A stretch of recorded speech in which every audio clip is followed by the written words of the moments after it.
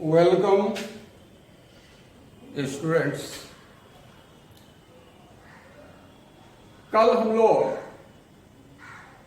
Properties में थे, पूरा नहीं हो सका था। आज हम लोग रिमेनिंग जितने भी प्रॉपर्टीज हैं मैट्रिक्स मल्टीप्लिकेशन से रिलेटेड, उनके बारे में पढ़ेंगे। ठीक है। शायद कल मैंने आपको बोला था कि matrix multiplication is not commutative in general. ठीक है। उसके बाद उसमें आपको मैंने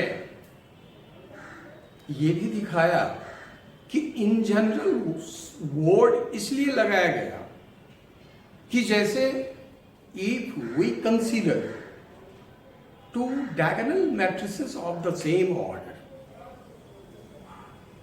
then they will be commutative.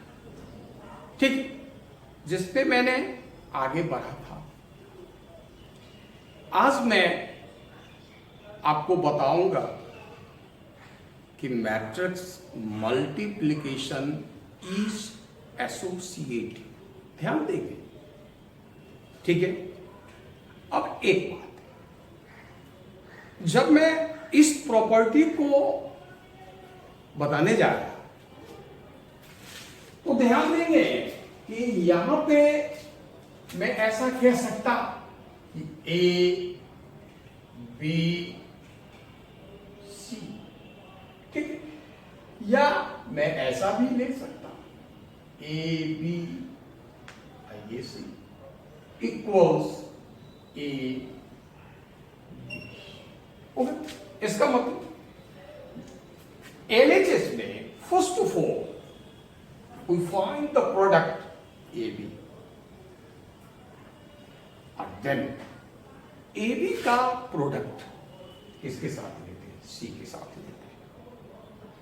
जबकि आरएचएस में पहले बी और सी का प्रोडक्ट लिया जाता है। ठीक है। अब फिर ए से ले रहे हैं। अब इस तरह लिख देने से आप देखे होंगे, जिस छोटी बात पे बच्चे ध्यान नहीं देते, अगर मैं सीधे यूं लिख दूं तो यहां अनिवार्य है, ये आवश्यक है कि मैं ये बताऊं, जबकि इसका दोनों साइड्स, बोथ साइड्स डिफाइंड हो। तो आपने तो देखा कि मैट्रिक्स मल्टीप्लिकेशन जो है वो डिफाइंड होने का कुछ कंडीशन है। ठीक है।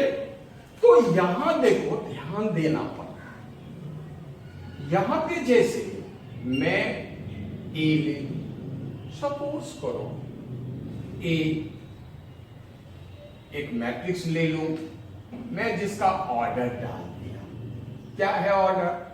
3/2। ठीक है। अब बी मैंने मैट्रिक्स रखा, फिर ये मान लो क्या है 2/3, और सी मैंने मैट्रिक्स रखा, क्या है? तो मान लो 3/2। अब ध्यान देंगे क्या, जब मैं ए बी लेने जा रहा तो ए बी में प्री फैक्टर आपका ए हो गया, पोस्ट फैक्टर आपका बी हो गया। देखो तो ये नंबर ऑफ कॉलम्स और यहां बी में नंबर ऑफ रो बराबर है। इसका मतलब यहां ए बी डिफाइंड है, और ए बी का ऑर्डर क्या बनेगा बता सकते हैं? तो ऑर्डर बन जाएगा 3/3। अब सी आप ले रहे हो तो सी का ऑर्डर क्या है? 3/2। अब देखो, फिर ए बी जब रख रहे हो तो it is our pre factor, C becomes post factor. ठीक है।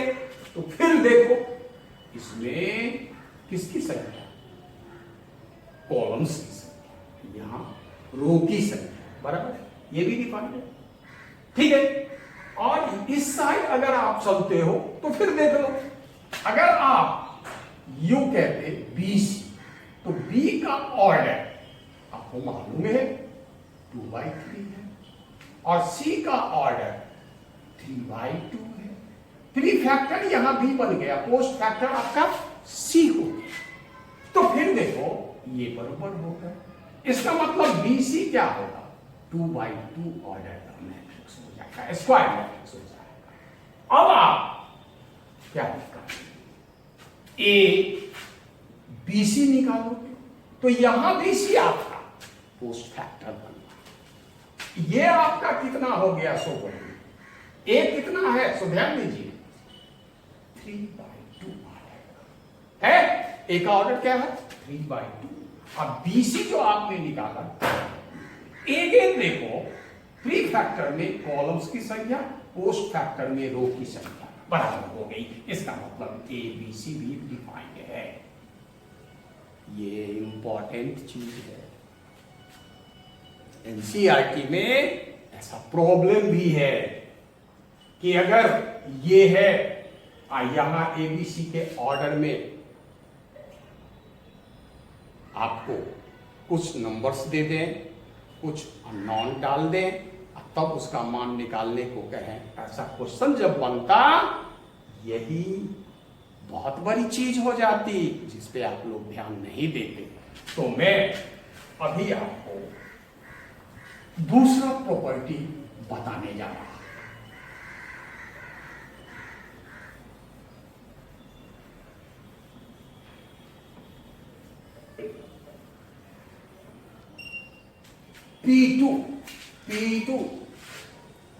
P2 मैट्रिक्स मल्टीप्लिकेशन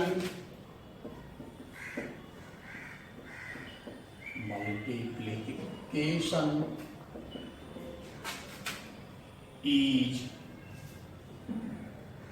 एसोसिएटिव, ठीक है।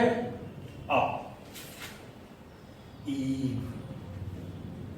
A equals AIJ of order n by n, B equals BIJ, matrix ले रहे हैं n by p, ध्यान देंगे ये देखो पहले बराबर रखा, and C equals CIJ order P by Q, ध्यान देंगे मैंने यहां भी देखो बराबर रखा। then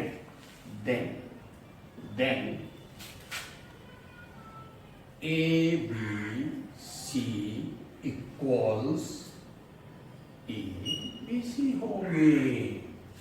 इसका मतलब matrix multiplication is associative. Order पे निश्चित रूप से आप ध्यान दें, ठीक है, ऑर्डर पे बिल्कुल ध्यान दें। अब इस तरह के क्वेश्चन भी आपको मिले, आपके सामने 3 मैट्रिसेस दे देंगे और कहेंगे वेरीफाई दिस। ये इजी टास्क है। अब मैं इसको प्रॉब्लम्स बताना शुरू कर दूं, आप क्या खुद नहीं जा सकते? आप कहेगा वेरीफाई ABC इक्वल्स ABC, ठीक है। उसके बाद मैं P3 में जाऊंगा, ठीक है। अब P3 क्या है? तो देखो P3 है डिस्ट्रीब्यूटिव ब्लॉक, ठीक है। तो P3 में मैं कहूंगा कि matrix multiplication is distributive over matrix addition, ठीक है। ये P3। अब आप ध्यान दें, मैंने क्या लिखा? Matrix multiplication is distributive over matrix addition. अब मान लीजिए आपसे मैं कह दूं कि भैया इसका मतलब ये है, इसका मतलब ये है, भाई साहब इसका मतलब ये है, और मैं कुछ नहीं बोलूं, आप पढ़ने समय भी ऐसे समझ लो, गलत है, बिल्कुल गलत है। ये कब?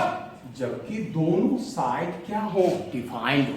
अब भला सोचो कि आपसे कह दे कि एबीसी हम मैट्रिक्स किस तरह लेंगे ताकि यहां हम बता सकें कि ये डिस्ट्रीब्यूटिव लॉ का पालन करता है। क्या? मैट्रिक्स मल्टीप्लिकेशन जो है वो क्या है? डिस्ट्रीब्यूटिव ओवर क्या है? तो मैट्रिक्स एडिशन है। तो अब आप ध्यान दोगे कि मैं ऐसे नहीं लिखने जा रहा, मैं ऐसे नहीं लिखने जा रहा। ध्यान, मैं यहां थोड़ा सा फायदा, थोड़ा सा देख लो भैया, यहां देखो, यदि मैं A equals a i j of order m by n लिखा, क्या रे? एम बाई एन लिखा, ठीक है, और B I J of order N by P लिया, देखिए प्यारे।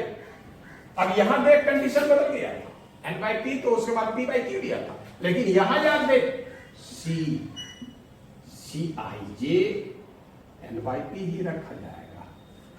क्यों? अगर तुमसे कोई पूछ दे, अरे है यार एनसीईआरटी में प्रॉब्लम है, जरा देखो, देख है, जो मैं बात बोल रहा उस पर ध्यान दे, ठीक है? थ्योरी से दूर भागोगे, हाँ? कोई गुंजाइश नहीं है, थ्योरी को समझो। अब यहां देखो, मैंने ऐसा किया, ठीक है? तो मैं डिस्ट्रीब्यूटिव लॉ क्या हो कि ये अगर ए है, यहां बी प्लस सी है, तो ये A B plus A C. It means ये पक्ष भी, ये साइड भी डिफाइंड होना चाहिए और ये साइड भी डिफाइंड होना चाहिए। तो अब आप ये पक्ष, ये साइड आपका एलएचएस कब डिफाइंड होगा? पहले ये बात so, B plus C sum of two matrices है, इसका मतलब दोनों का ऑर्डर सेम होना चाहिए। देख, N by P, N by P रखा मैंने। चलो अब इस दोनों का जो सम होगा, अरे यार ध्यान देना, एनसीईआरटी खोल के देखना, ऐसा प्रॉब्लम है नहीं बनता है बच्चों से, ध्यान दिए। यहां बी प्लस सी डिफाइंड होगा, व्हाट? दोनों का ऑर्डर क्या है? सेम है। ऑल्सो बी प्लस सी जो एक मैट्रिक्स होगा, सपोज करो डी, उसका ऑर्डर चेंज नहीं करेगा, क्या? N by T. इसका मतलब अब आप कहां जा रहे हो? अब आप कहां जा रहे हो? तो बी प्लस सी का, सुन रहे हो कि नहीं? बी प्लस सी का, ये क्या है? ए और बी प्लस सी का प्रोडक्ट निकालोगे, किस तरह? जिसमें ए आपका प्रीफैक्टर होगा, ठीक है, और बी प्लस सी आपका पोस्ट फैक्टर होगा, सही है? ए में ए का ऑर्डर क्या लिया? ए का ऑर्डर लिया एम बाई एन लिया, और बी प्लस सी का ऑर्डर क्या है? N by P. अब देख, प्री फैक्टर में कॉलम्स की संख्या, post factor B plus C में रो की संख्या बराबर हो गई। क्या ये डिफाइंड है कि नहीं? ठीक। अब इसी तरह आप देखोगे, ए बी भी डिफाइंड है और ए सी भी डिफाइंड है, ठीक है? आप दोनों का सम लोगे तो दोनों ए बी प्लस ए सी का ऑर्डर वही होगा जो इसका ऑर्डर होगा। इसका ऑर्डर क्या होगा? या एम बाई पी। डिफाइंड होने के लिए ये दोनों बराबर है, ठीक है? तो इसका मतलब ये चीज ध्यान देना है, ठीक है? तो अब मैं आपको यहां ऐसे लिखने जा रहा, कैसे? if A equals Aij m by n, B equals Bij, क्या होगा बेटा, n by p, and C equals Cij, general element, n by p, then A B plus C equals AB plus AC। ठीक है, ये क्या हुआ, matrix multiplication is distributive over matrix addition. अब एक बात ध्यान दे यहां कि A यहां मैं B माइनस सी कर दूं तो घबरा नहीं जाना प्यारे, ये होगा। क्यों? तो मैंने आपको बता दिया कि B माइनस सी जो है ये भी सम है, किसका, B का और माइनस सी का, तो यहां भी ये रहेगा। ठीक, अब ये हो गया आपके क्या, matrix multiplication is associative and matrix multiplication is distributive over matrix addition. अब देखो इसमें क्वेश्चन बनेंगे, अब मैं बना दूंगा। अगर आप कमेंट बॉक्स में डालोगे कि सर ऐसा प्रॉब्लम तो जरूरी हो, नहीं कर खुद बन जाता है तो अच्छी बात है ना, तो आप डालना, मैं बना दूंगा। आपको ऐसे मैट्रिक्स दे दिए जाएंगे ABC, कह देगा ये वेरीफाई करो, ये वेरीफाई करो, नहीं समझ गए। अब जैसे मान लो कि कहीं पे आपको अगर 3 मैट्रिसेस हम दे देंगे और कहेंगे verify AB plus C equals AB plus AC, तो आप क्या करोगे, कुछ नहीं। LHS के लिए पहले हम B प्लस C निकालें, जानते हो सब, कहोगे नहीं जानते।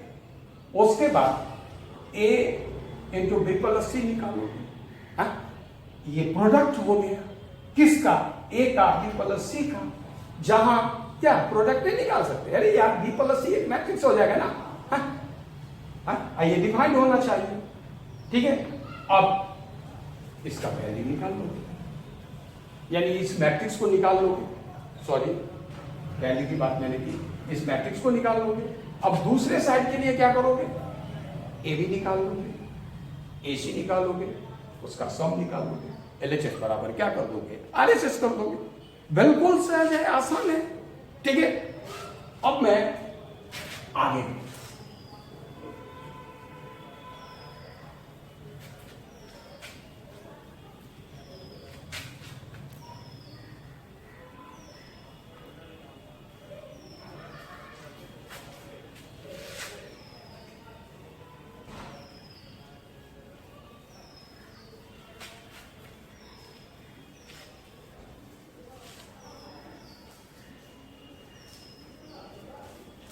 अब ध्यान देने की बात है, जैसे आप एडिटिव आइडेंटिटी पढ़े थे ना, तो यहां मल्टीप्लिकेटिव आइडेंटिटी आएगा, लेकिन फॉर स्क्वायर मैट्रिक्स, किसके लिए, स्क्वायर मैट्रिक्स। अर्थात क्या, तो मान लो कि आप जैसे A इक्वल्स, ठीक से देखना यार, देखो तो मैंने क्या लिखा, एक स्क्वायर मैट्रिक्स लिया, ऑर्डर भी तुमको समझ गए होंगे, ऑर्डर 2 का है, चलो। और I2 समझते हो यार, I2 का क्या मतलब, a unit matrix of order 2, अर्थात ये क्या होगा आपका 1 0 0। सही है। अब आप देखो छोटी सी बात, ये जो आप लेते हो 1 3 2 4 और 1 0 0, ठीक है, चलो देखो तो यार क्या 1 ही होगा, अब उतना मैं नहीं होगा। फिर इसको यहां ले लेते हैं, 1 multiplied by 0 plus 3 multiplied by 1 3।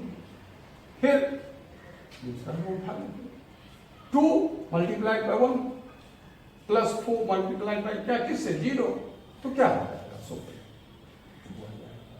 अब फिर यहां चल क्या हो जाएगा, देखो तो यहां ये किसके बराबर है, 1 के बराबर। ठीक है, अब छोटी सी बात तुम इसी तरह सिमिलरली तुम ये भी देख सकते हो कि अगर I2 A लेते हैं तो ये भी A के बराबर होगा। तो एक बात बता, ये जो स्क्वायर मैट्रिक्स ऑफ ऑर्डर 2 कोई भी हो उसके लिए ये जो square matrix A of order 2 कोई भी स्क्वायर मैट्रिक्स है तो इसके लिए ये I2 क्या हुआ,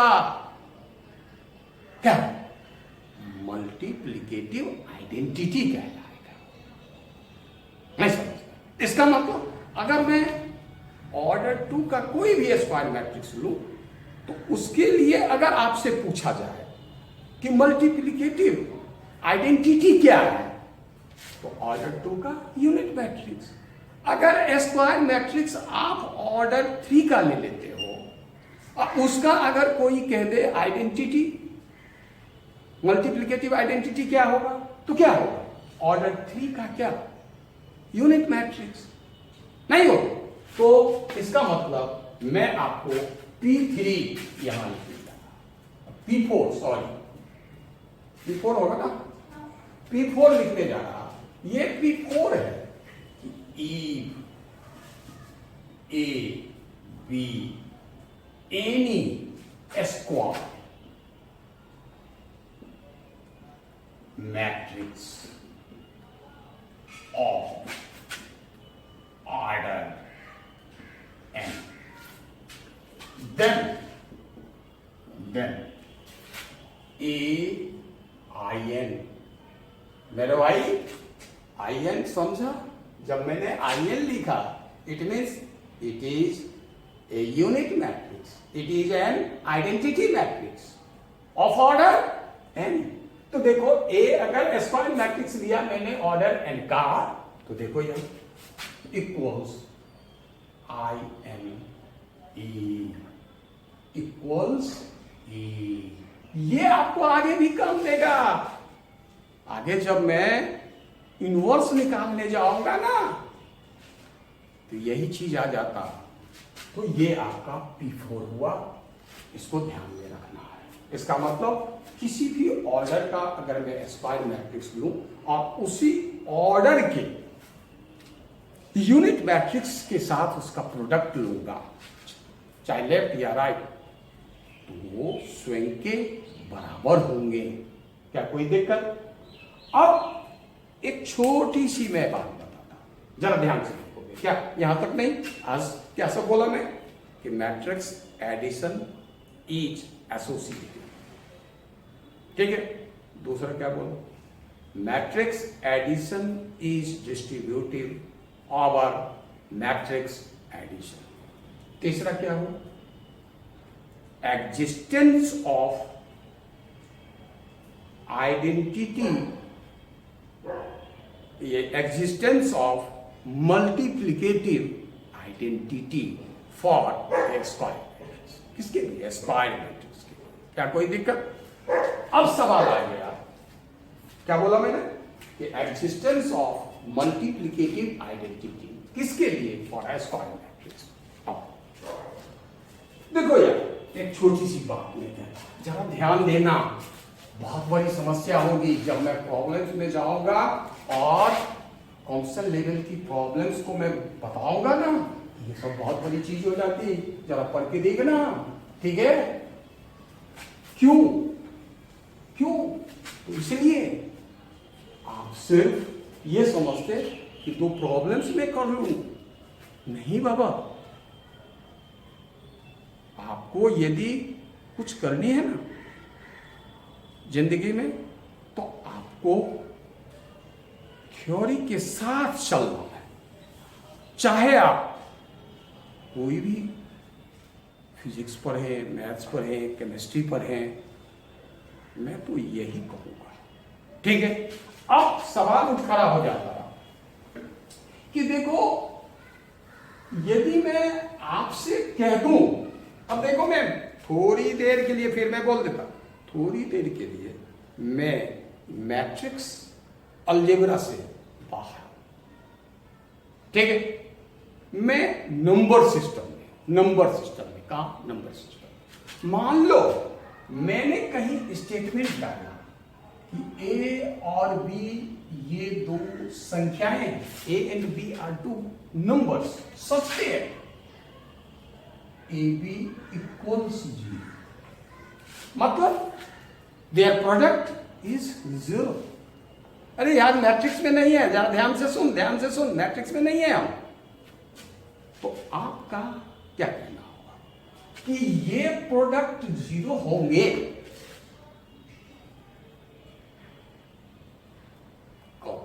जबकि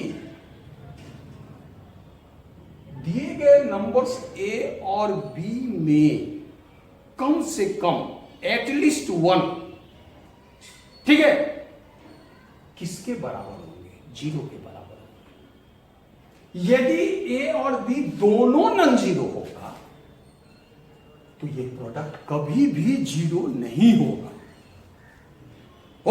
it means A B equals 0। ये क्या इंप्लाइज करता है? क्या इंप्लाइज करता है? अगर ए और बी दो नंबर है तो कि ए और बी में से एटलीस्ट कम से कम एक 0 होना आवश्यक है। बट देखो, आप मैट्रिक्स में जब जाते हो तो बात बदल जाती। क्या बदल जाती?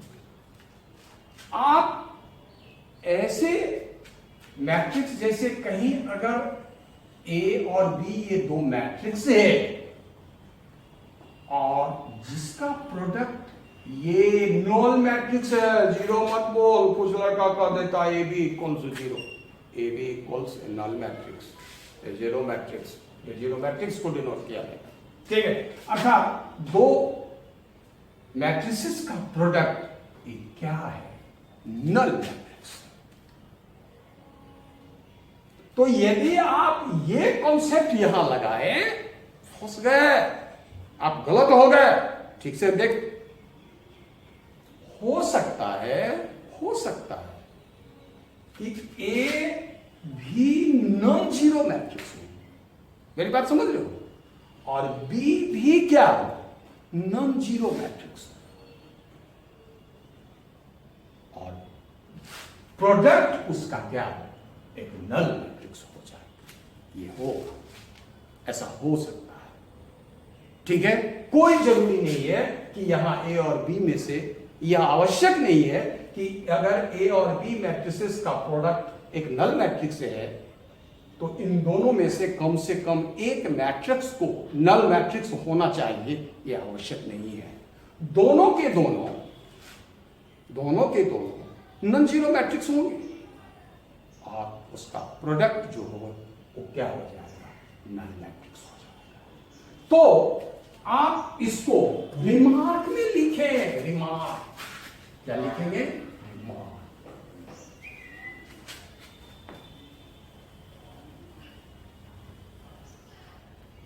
क्या लिखें? The product of remark,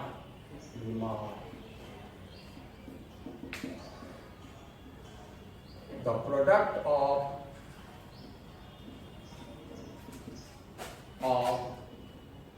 two matrices, the product of two matrices can be the null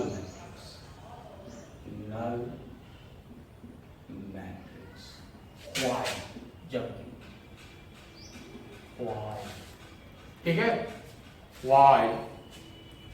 Neither of them, क्या बोला मैंने? While neither of them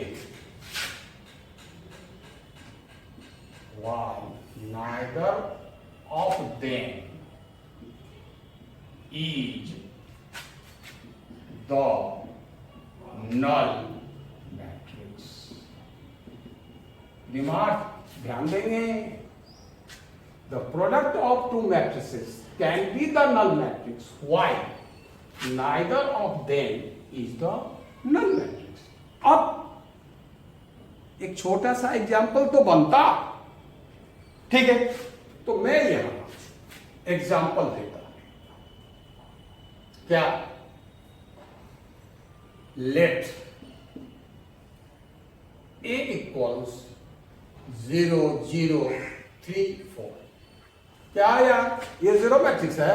नहीं, जीरो मैट्रिक्स कब होगा? जो होल एलिमेंट्स क्या होंगे? जीरो होंगे। ये क्या है? नन जीरो मैट्रिक्स है। फिर आ जाए आप, क्या ये नल मैट्रिक्स है क्या? बिल्कुल नहीं है। तो ए भी नन जीरो मैट्रिक्स है और बी भी नन जीरो मैट्रिक्स है। देखा तुमने? अब मैं अगर दोनों का प्रोडक्ट क्या दिखा दूं, नल मैट्रिक्स दिखा दूं, तब तो तुम मान लोगे ना।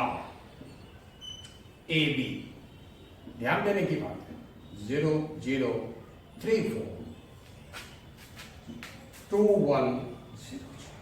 ठीक है, चलो यार, या क्या ये दोनों यहां तो 0 प्लस, सही है। फिर इसको यहां करो, फिर यहां देख रहे हो? चलो ये उठाते हैं। ठीक है, फिर देख रहे हो? ये रो यहां किए, फिर क्या करोगे बोलो? ये हो जाएगा प्लस। अब जरा देखो, गौर करो यार, ये 0 हो गया, ये भी 0 हो गया, ये भी 0 हो गया, ये भी 0। क्या आया बोलो? एक नल मैट्रिक्स आया। किस ऑर्डर का? 2x2 ऑर्डर का। आके नहीं आया? आया। लेकिन यहां क्या है? ए भी नन जीरो है, बी भी नन जीरो है। तो मैं क्या लिख दूं उसको बताओ तो?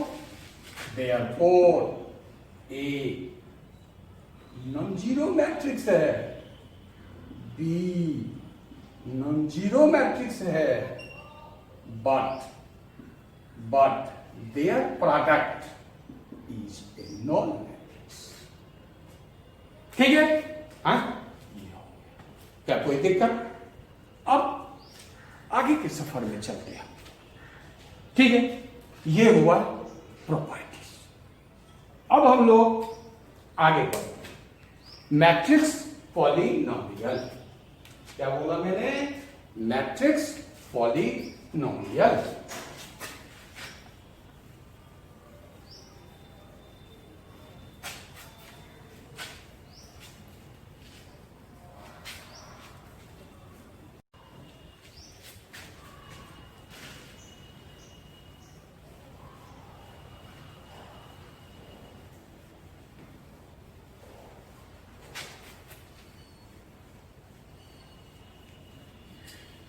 देखो यार, 11th में पॉलिनोमियल, 11th में क्या, 10th क्लासेस में भी आप पढ़े हुए होंगे, 10th क्लास में भी पढ़े होंगे बहुपद, पॉलिनोमियल के बारे में।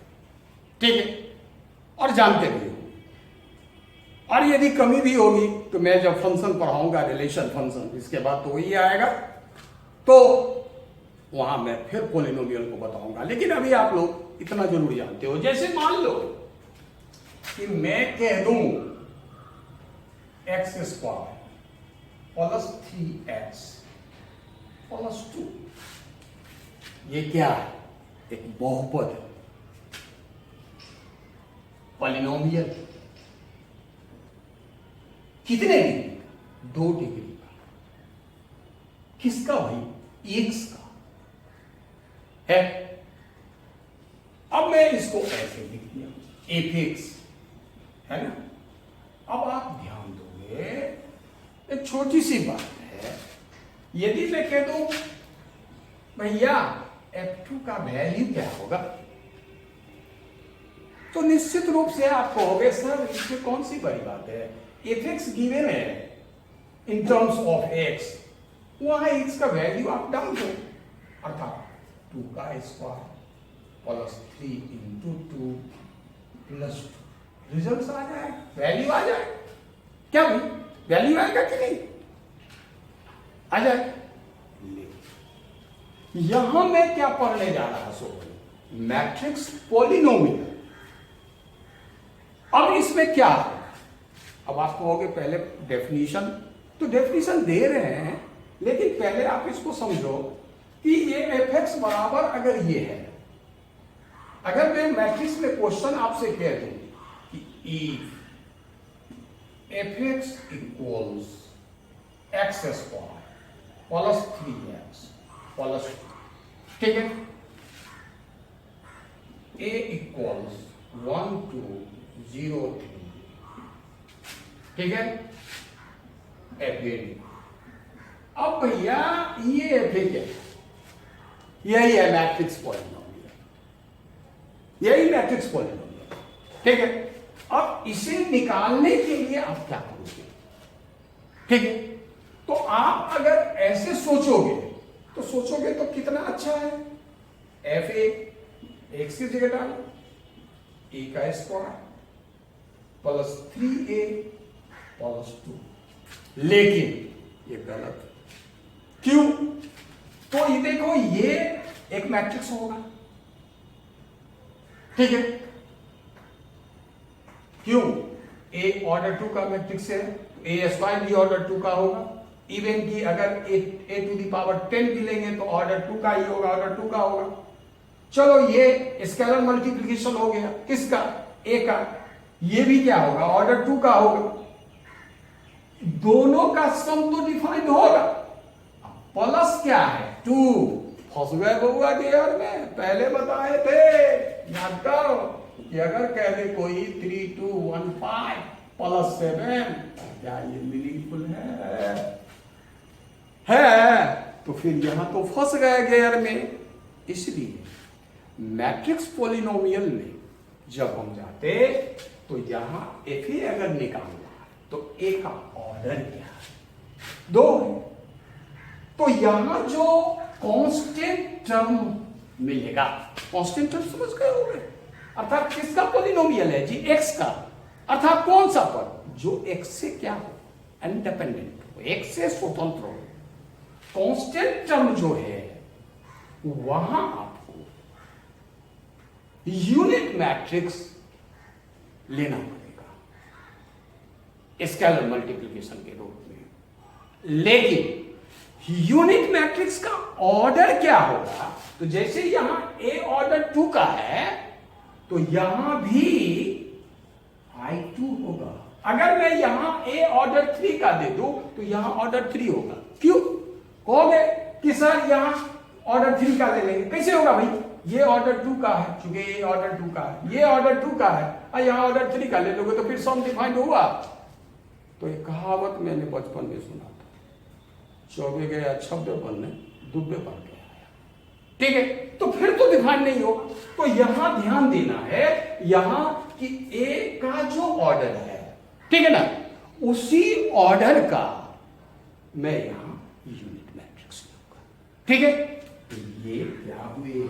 मैट्रिक्स पॉलिनोमियल हुए। क्या हुए? मैट्रिक्स पॉलिनोमियल हुए। क्या कोई दिक्कत? तो अभी मैं आपको क्या बताया? Matrix polynomial. तो अब मैं आपको यह बता दूं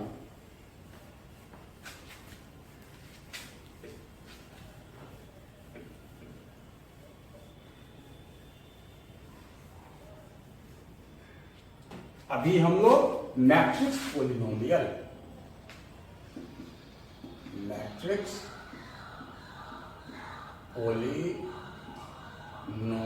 में हूं। ठीक है, मैं एग्जांपल से ही चलता। चलो यार, ए equals 1 2 3 4 and fx equals x square plus 2x plus 5 find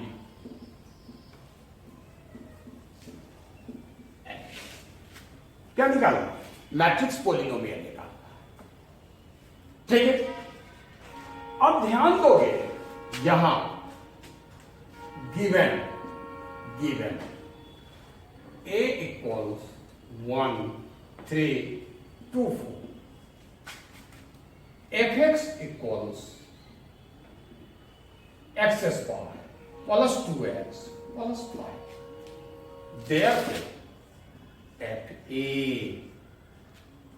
equals a square plus 2a, लेकिन यहां कांस्टेंट टर्म है, नहीं रहता तो छोड़ देते, 5 नहीं रहता तो बस हो गया, तब आई की जरूरत नहीं होती।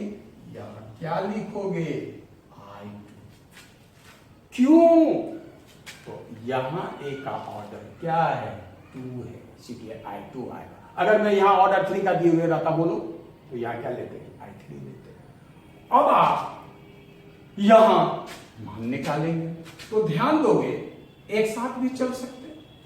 ए square means 1 3 2 4 plus scalar multiplication of A आएगा बाय स्केलर 2, ये 1 3 2 4 सही, प्लस 5 और स्क्वायर सॉरी या मैं कर देता है इसे equals 1 2 3 4 okay, plus 2 plus 5 I2, तो क्या होगा 1 0 0, ठीक है। अरे यार ए स्क्वायर था यहां तो ए इंटू द ए होगा, तो मैंने एक ही बार लिखा था, इतना तो आप भी समझ सकते हो, ठीक है। चलो अब क्या करें, शुरू हो जाए। चलो या 1 multiplied by 1 और 3 multiplied plus 3 multiplied by 2 7 होगा। क्या कर सकते हो कि नहीं? देखो अब कहोगे करते रहिए, वो सब मैंने बता दिए। चलो फिर इसको याद करोगे 1 3 जा और 3 4 जा और दोनों का सम होगा तो क्या होगा 50 नहीं होगा। अरे यार 1 मल्टीप्लाइड बाय 3 होगा, क्यों कि पहला रो को आप दूसरे कॉलम से कर ले रहे हो, प्लस 3 मल्टीप्लाइड बाय 4 ये होगा, बोला 15 हो गया। चलो अब दूसरा रो ले रहे हो, फिर यहां से शुरू करोगे तो क्या होगा 2 मल्टीप्लाइड बाय 1 होगा, बोल होगा। अब प्लस क्या होगा 4 मल्टीप्लाइड बाय 2, तो 8 प्लस 2 होगा, अर्थात क्या होगा 10 होगा। फिर इसको उठा के यहां से करोगे तो क्या होगा बोलो 2 मल्टीप्लाइड बाय 3 होगा और प्लस 4 मल्टीप्लाइड बाय 4 होगा, क्या कोई दिक्कत? तो कितना हो जाएगा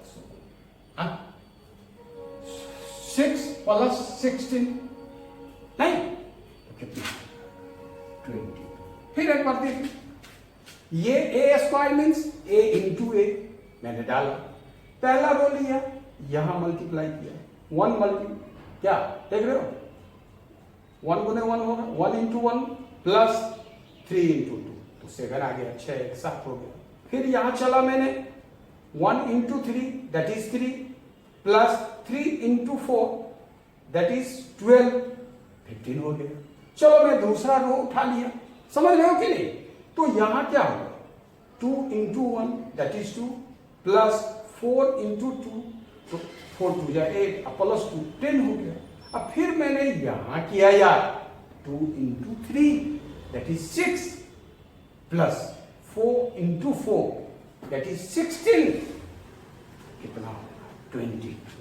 अब प्लस कितना हो जाएगा बेटा बोलो, ये 2 6 4 एंड 8 होगा। प्लस यहां प्लस कितना होगा, यहां भी स्केलर मल्टीप्लिकेशन हो गया। क्या मैं अब सम भी निकाल के बता ही दूं? नहीं बताने वाला मैं, अब आप कर सकते हो, ठीक है। अब ध्यान देंगे, अब आपको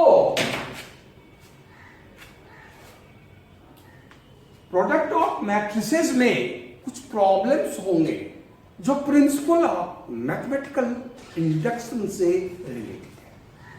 प्रिंसिपल ऑफ मैथमेटिकल इंडक्शन, जिसको मैं PMI भी कह सकते हैं, आप भी कह सकते हैं, ठीक है, जो मैं पहले बताऊंगा और तब मैं प्रॉब्लम बताऊंगा, ठीक है। लेकिन ध्यान दें, आप लोग ध्यान नहीं दे रहे, आप लोग शुरू से पढ़िए।